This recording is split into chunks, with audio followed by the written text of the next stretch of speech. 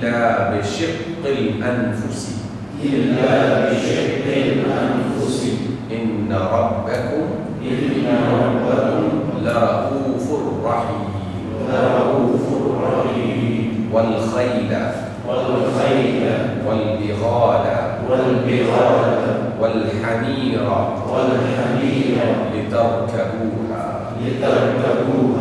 وزينة ويخلق ما لا تعلمون وعلى الله قصد السبيل ومنها جائر ولو شاء لهداكم أجمعين. ابھی ہم نے جو پڑھا ہے اس کو معانی کے اعتبار سے پڑھا ہے، یعنی جہاں جہاں کوئی معنی پورا ہو رہا ہے وہاں ہم نے رک کر یعنی وہاں وقف کیا. ابھی جو ہم نے وقف کیا ہے یہ الفاظ کی معانی اور جملے کی معانی کے اعتبار سے وقف کیا ہے. لیکن جب آپ تلاوت کرتے ہیں اس تجوید اور وہ جو آج کل ہمارے یہاں قرآ افراد اس کی ترتیب بناتے ہیں تو اس میں غنہ کا استعمال اور رب کا استعمال وغیرہ وغیرہ بہت ہی جگہ. لیکن پڑھنے لکھنے والا سمجھنے بوجھنے والا قرآن کی آیات کو اس طرح پڑھ سکتا ہے، اس طرح پڑھ سکتا ہے. اس کی بنیادی وجہ یہ قرآن سمجھنے کے لیے، بتانے کے لیے. جملوں کی ترکیب اگر سمجھ میں آ رہی ہے تو آپ وقف کسی مناسب جگہ پر کریں، مناسب جگہ پر کریں. بدقسمتی سے پاکستان کے بڑی تعداد میں جو حافظ اور قرآن افراد ہیں وہ چونکہ معانی سے واقف نہیں ہوتے، اس سے بعض اوقات ایسی جگہ پر روک دیتے ہیں آیت کو یا وقف کر لیتے ہیں کہ بالکل جیسا لگتا ہے کہ انہیں کچھ خبر نہیں ہوتی کہاں پہ بات ہے. بعض قرآن مجید کی آیات کا استعمال نماز کے دوران خاص طور پر کہ آپ نے سورۃ فاتحہ پڑھی اور قرآن کی آیات پڑھنا شروع کی.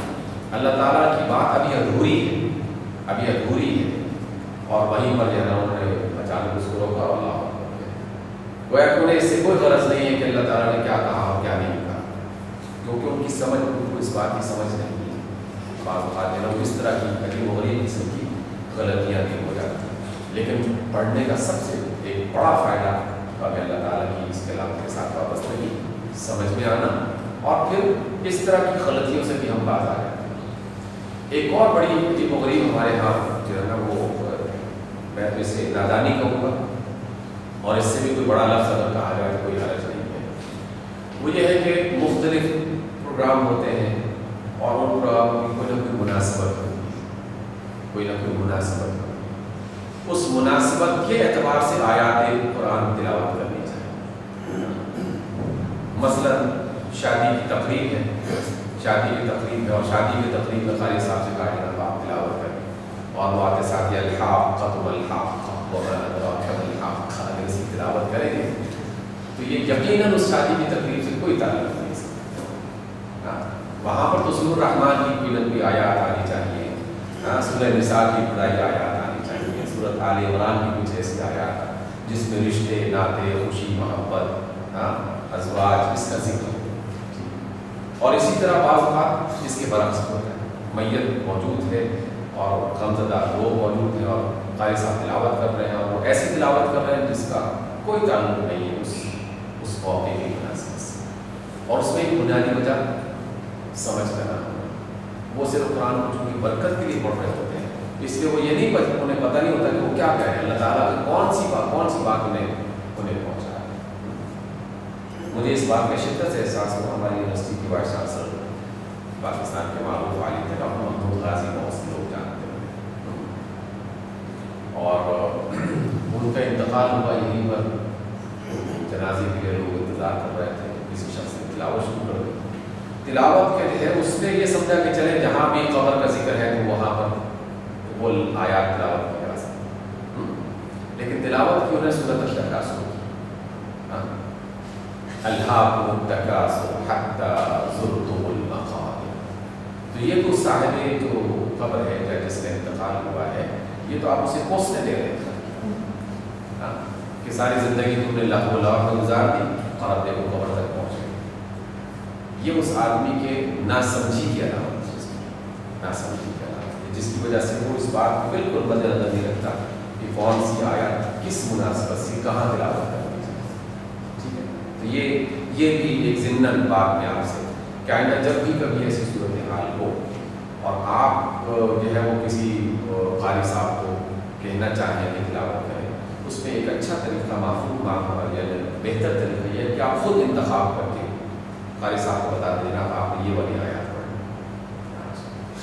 اس میں سر ایک اور واقعہ یہ ہے کہ کسی قاری صاحب نے یہاں سے جا کے وہاں سعودی عرب میں بڑی اچھی سورہ یوسف سنائی، پہلی رکعت میں وہ جا کے وہاں پہ رک کے رکوع میں چلے گئے جہاں پہ حضرت یوسف علیہ السلام کو ڈالنے والی حال کرتا ہے۔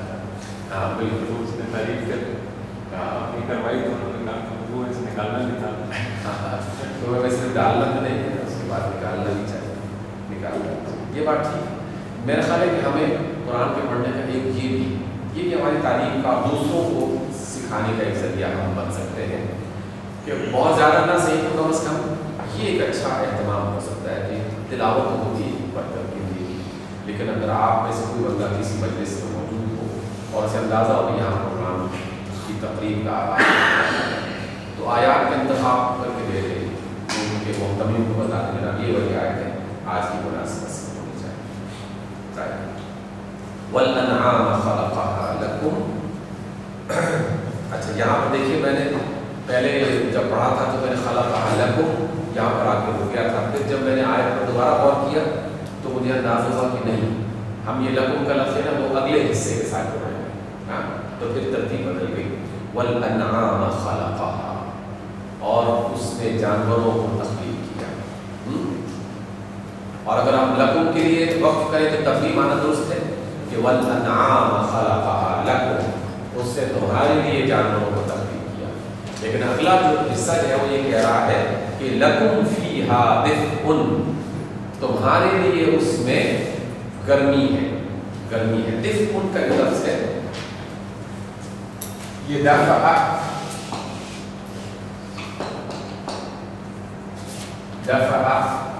یدفع اور دفء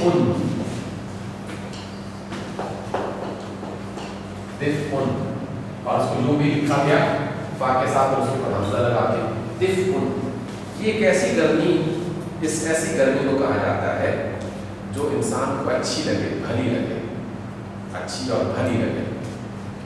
ہاں یہ وہ والی گرمی نہیں ہے جس سے انسان اذیت محسوس کرے، ہاں وہ والی گرمی جو اذیت ناک یا شدید ہوا کرتی ہے، شدید گرمی، چاہے وہ اذیت شدید، اس کو عربی کے نام میں حر کہتے ہیں، حر یا سخون، حر و سخون۔ حر وہ گرمی جیسے تیز دھوپ کی گرمی، تیز دھوپ گرمیوں میں سخت تیز دھوپ، تو وہ دفء کی صورت میں نہیں ہوگا، یا جیسے انگیٹھی اور آگ کی گرمی، ہیٹر کی گرمی، تو اس سے آپ سخونہ کا لفظ استعمال کر سکتے ہیں یا حر کا لفظ استعمال کر سکتے ہیں۔ دفء کہتے ہیں سردی میں آپ نے وولن کپڑے پہن لیے، اور سردی میں آپ نے روم ہیٹر چلا دیا جس سے کمرے کی فضا بدل گئی اور اس کی جو سردی کے اثرات تھے وہ کم ہو کر ایسے نارمل اس کا بن گیا موسم کہ جس میں آپ آسانی سے زندگی بسر کر سکتے۔ اسی طریقے سے دفء ہلکی پھلکی اچھی گرمی جس سے آدمی لذت محسوس کرے، ایسی گرمی جس سے لذت محسوس کرے، ٹھیک ہے نا۔ لکم فیہا دفء، ان جانوروں میں تمہارے لیے یہ والی گرمی ہے، تم ان کی جلد، ان کی کھال سے کپڑے بناتے ہو، ان کی اون سے کپڑے بناتے ہو، خیمے بناتے ہو، لباس بناتے ہو، تو وہ سب تمہارے دفء کا بنا۔ ومنافع، اور بے شمار دیگر منفعت کی چیزیں، فائدے، ومنها تأکلون، اور ان میں سے کچھ جو پائے تم لوگ کھاتے ہو، کچھ جانور تمہارے لیے گوشت کے طور پر بنائے گئے، ومنها تأکلون، اور ان میں سے تم کھاتے ہو۔ ہاں کی ضمیر جو ہے یہ انعام کے لیے لفظ استعمال کی گئی، جو کہ جانوروں کا معنی استعمال کیا گیا ہے، اور عربی کے یہ قاعدہ ہم لوگوں نے پہلے یہ پڑھا تھا، دوبارہ سے اس کو تازہ کر لیں کہ جمع کا لفظ जब इंसानों के लिए, जिन्नात के लिए, फरिश्तों के लिए इस्तेमाल हो तो उसके लिए आप जमा की ज़मीर इस्तेमाल करें। अन्नासु खलक़नाहुम, अन्नासु खलक़नाहुम ना। इस तरह हम मलाइका, अल-मलाइका, अल-मलाइका तस्बीहुहुम, तस्बीहुहुम अल्लाहु अकबर, फरिश्ते उनकी तस्बीह ये है कि अल्लाहु अकबर कहते हैं, तो तस्बीहुहुम। लेकिन जब हम इंसान, जिन्न और फरिश्ते इन तीनों के अलावा दीगर मखलूक़ात का जमा का लफ्ज़ इस्तेमाल करें तो फिर उसमें मुफ़रद मुअन्नस की ज़मीर इस्तेमाल होती है, मुफ़रद मुअन्नस की ज़मीर इस्तेमाल होती है। जैसे अनआम जमा बहुत सारे जानवर, दवाब बहुत सारे जानवर, तो इनके लिए आप हा की ज़मीर जो मुफ़रद मुअन्नस को इस्तेमाल करें। वल अनआम खलक़हा लकुम फ़ीहा दिफ़्उन व मनाफ़िउ व मिन्हा तअकूलून वलकुम फ़ीहा जमाल, वलकुम फ़ीहा जमाल, और उसमें तुम्हारे लिए खूबसूरती, ज़ीनत है, खूबसूरती है, इज़्ज़त है, इज़्ज़त है। हीन तुरीहून व हीन तस्रहून, आप कहते समय पर तुरीहून और तस्रहून का माना है थोड़ा सा वाज़ेह करके दिया गया। तुरीहून यानी इंद रुजूइकुम बिहा मिनल मरआ मसाअन, तस्रहून इंदमा तखरुजून बिहा इलल मरआ फिस्सबाह, इंद रुजूइकुम तुम्हारी वापसी पर, मरआ चरागाह, चरागाह, मसाअन शाम के वक्त, शाम के वक्त। ये इसका मतलब कि राहा यरूहु, इसका मतलब शाम के वक्त जो है वापस आना या शाम के वक्त का सफ़र। और इसके मुकाबले में लफ्ज़ इस्तेमाल हुआ तस्रहून, सराह यसराहु, सराह यसराहु, सुबह के वक्त घर से निकलना, उस सफ़र के लिए इस्तेमाल किया जाएगा। सराह यसराहु और राहा यरूहु, यराहा यरूहु, तस्रह। अच्छा, जमाल दुनिया में एक ज़माने तक और अभी तक भी एक बहुत बड़ी तादाद ऐसी है जो जानवरों की कसरत और उनकी तादाद की बुनियाद पर इज़्ज़त हासिल करती है, इज़्ज़त हासिल करती है। क्योंकि जानवरों की कसरत हकीकत ये उनके मालदार होने की अलामत है, उनके बड़े होने की अलामत। हाँ, अब भी आप अफ्रीका में चले जाएँ तो अफ्रीका में बताया जाता है कि जनाब ये बहुत बड़ा आदमी है क्योंकि इसके पास 5000 गाय है, इसके गले में इतनी जो है वो ऊँटनियाँ हैं, इसके गले में इतने घोड़े हैं, इसके गले में ये फला चीज़ें। आज कभी ये क्योंकि बाकायदा बहुत बड़ी माल की कैफियत, तो डॉलर्स, पैसे, रुपया की कुछ हकीकत नहीं उसके पास, क्योंकि वो कागज़ है। 500 का नोट 2-4 दिन पहले हुकूमत ने अगर कुछ नहीं, कागज़ का गुजर कर गए। अब ऊँट को तो ऊँट ही रहे, हुकूमत चाहे जो मर्जी उसके लिए फैसले और करारदादें मंजूर करती है, तो उसने जो कि वो एक ऐसा माल है जो उसकी मिल्कियत है, जो उसकी मिल्कियत है, ठीक है। तो इसलिए इस पर फ़ख्र करते हैं। के पास इतनी बकरियाँ थी कि 12,000 कुत्ते इनकी पाली करते थे। सुनिए, हमने पढ़ी थी। तो अल्लाह ताला से कलाम में तो आपने खरीद कहते हैं, आपने इतना माल जो दिया होगा, माल के माल के लिए तो इतना माल जो दिया होगा, तो अल्लाह ताला ने फरमाया कि और ये खरीद का इम्तिहान हो। जिब्राइल अलैहिस्सलाम के सामने शक्ल में आए और हज़रत इब्राहीम अलैहिस्सलाम की बात करते करते अल्लाह ताला की ज़रूरत है, तो खलील ने कहा कि आगे बात करो। तो इब्राहीम अलैहिस्सलाम ने कहा कि मुझे दो ज्ञान। तो इब्राहीम अलैहिस्सलाम ने कहा कि आधी बकरी, और फिर बात रोक दी। फिर आपने कहा, फिर कहा जिब्राइल अलैहिस्सलाम क्या दोगे? आपने कहा जो आधी बच गई है उनमें से आधी आपकी। फिर वो भी दे दी। फिर खाली हो गया तो कहने लगे अब क्या देंगे? तो कहने लगे कि आपको बकरी के लिए रखवारा नहीं चाहिए, मेरे रब की बात है। तो फिर जिब्राइल अलैहिस्सलाम ने कहा कि मैं जिब्राइल हूँ, फ़कीर नहीं। तो आपने फरमाया मैं भी खलील हूँ, फ़कीर नहीं, जो दे दिया तो दे दिया। इन माल के लिहाज से इसराइली अगर रिवायत अगर हम इसको सही नामी तस्लीम करें तो बात बहुत अच्छी है।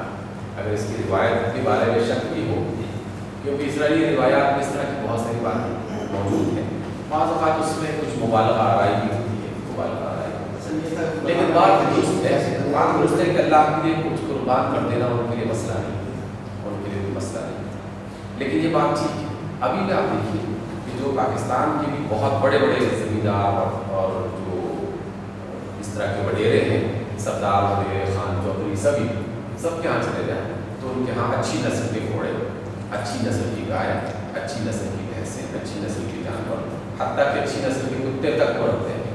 تو یہ سب چیزیں اب بھی اسی بات کے علاوہ فیہا جمال، یہ بات ہمیں دکھائی دیتی ہے کہ اللہ تعالیٰ نے جو بات کہہ دی نا وہ کبھی ختم نہیں ہوگی جناب اب زمانہ گزر چکا، نہیں، زمانہ کبھی نہیں گزرے گا، وہ ہر دور میں کسی نہ کسی شکل میں موجود رہے گی۔ وہ بات فیہا جمال حین تریحون وحین تسرحون، جب تم چراگاہ کی طرف نکلتے ہو یا جب تم واپس آتے ہو، یہ بھی اس کی علامت ہے، یا ویسے ہی اس میں ایک خوبصورتی کی طرف اشارہ ہے۔ جی حین جب تب، جب اور تب کے معنی میں استعمال ہوتا ہے، جب حین مدت یا زمانہ بھی مدت اسی سے بنایا گیا، مدت کا وقت اسی سے آغاز کیا۔ حین تسرحون یعنی حین تذهبون، حین تکتبون، حین تأکلون، بمعنی جب تم کھاتے ہو، یہ اس کیفیت کا